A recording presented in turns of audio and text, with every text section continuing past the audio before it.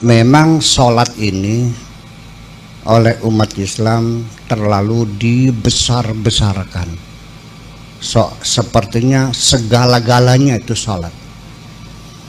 Hadis tentang sholat banyak sekali, tetapi dalam Al-Quran hanya disebut sekali-kali, betul gak?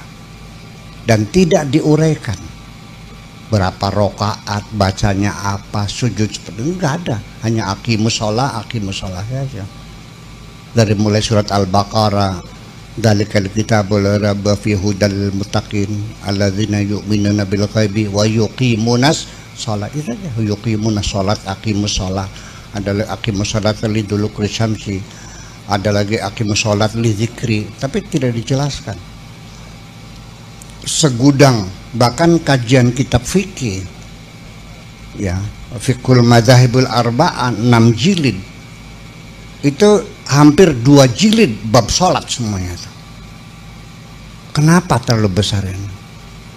As-sholatu imaduddin, sholat itu tiang agama. Man aqamaha faqad aqamaddin, kalau mendirikan sholat berarti mendirikan agama.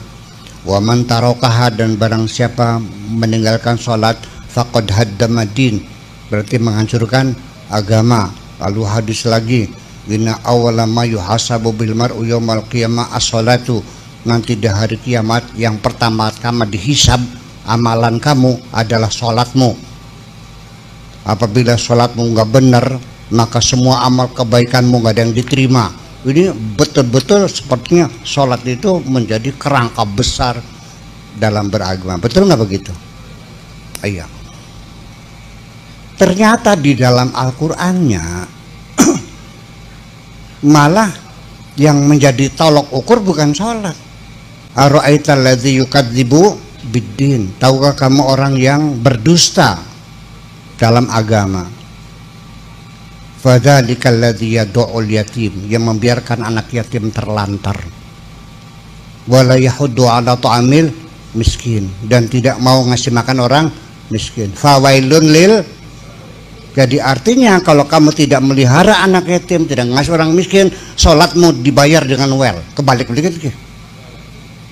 Sing bener nih, hadis apa Quran? Jadi artinya bahwa streamline dalam beragama, menurut Al-Quran, beragama itu lebih mementingkan keadilan sosial dan supremasi hukum daripada ritual-ritual.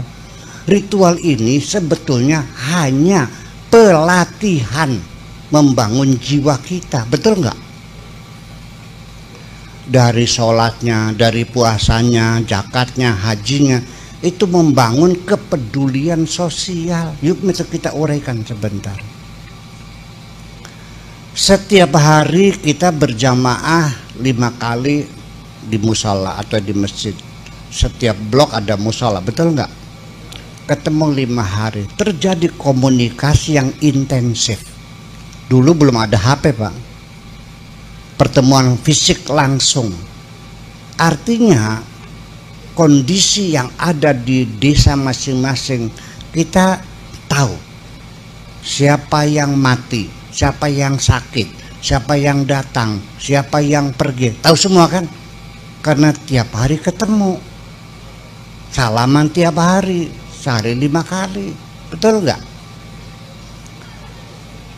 Orang seminggu sekali kita rapat satu desa, jatuhnya hari Jumat, dikasih pengarahan.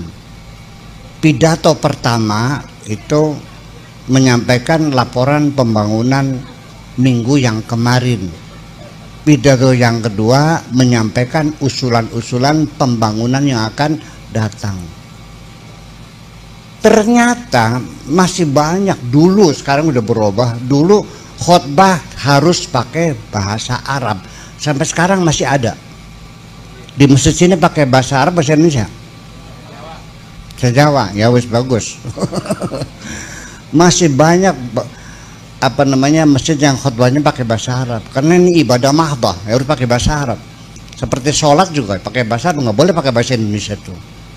Ya harus Allahu Akbar, nggak boleh Allah Maha Besar, Gusti Nu Maha Agung, nggak ada.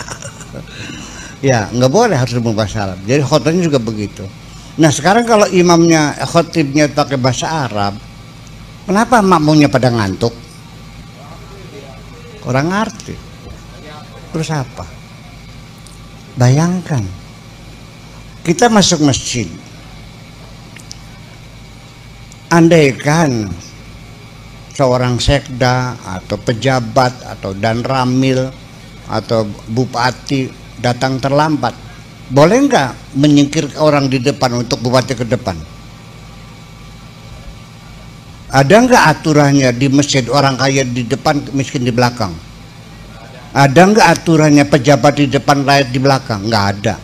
Aturannya siapa sing tekane ulu, dolokan ning tekane kari ning kuri. Untuk apa? Pembauran. Dan coba kita rasakan dalam diri kita. Hei orang kaya, ketika engkau masuk masjid, masih ingatkah engkau kaya? Lupa. Percayalah. Hei orang miskin, apakah engkau kecil hati, minder, berdampingan orang kaya? Tidak, dia lupa jadi orang miskin. Itu kesetaraan dibangun setiap saat di dalam agama Islam kita ini. Paham dikit? Zakat 10%, bukan palang, 10% atau 5% atau 2,5%, itu untuk kepedulian sosial. Betul nggak? Puasa untuk membangun cinta kasih kepada mereka yang miskin, merasakan sendiri betapa sakitnya orang lapar itu. Semuanya kepedulian sosial. Itu yang jadi persoalan. Andaikan Islam itu dibalik sekarang, ibadah sosial kita utamakan daripada seremonial dan ritual, saya kira bangsa ini akan makmur semuanya.